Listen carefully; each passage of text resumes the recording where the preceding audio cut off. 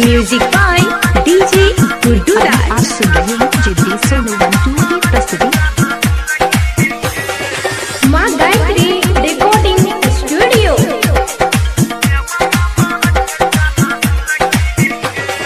फागुन महीना जब से चढ़ल के सखी देवरा मार साला हुलकी गे। फागुन महीना जब से चढ़ल के सखी देवरा मार साला हुलकी गे। बूढ़ा बाप भैंसुर हमर मोछ फरकावे देखिए खेते हो जाइए दुलकी गे। बूढ़ा बाप भैंसुर हमर मोछ फरकावे देखिए खेते हो जाइए दुलकी गे।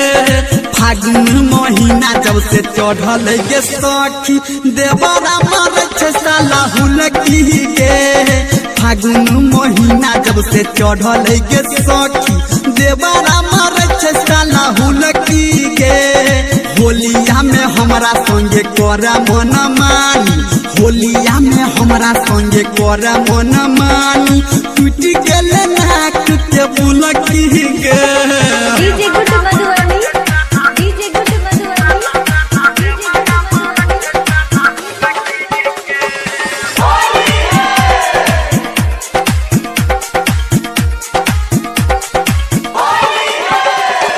पिचकारी सटा के हमरा चोलिया पे ताका लागे जेतै मनो हमर सनकी गे।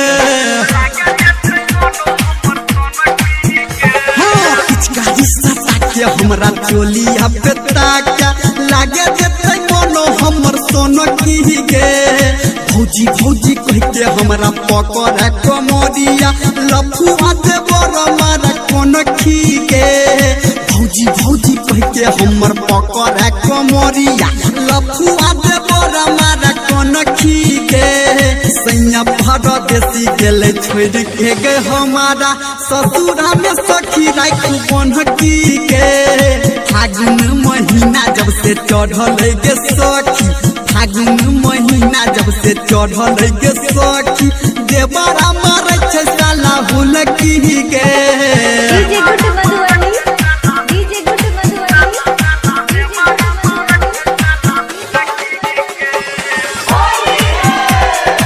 अभी आप सुन रहे हैं सावरिया म्यूजिक। भीजल बदन हमर सिहर आगे सखी देहिया पे रंग जब पहरे गे। भीजल बदन हमर सिहर आगे सखी देहिया पे रंग जब पहरे गे।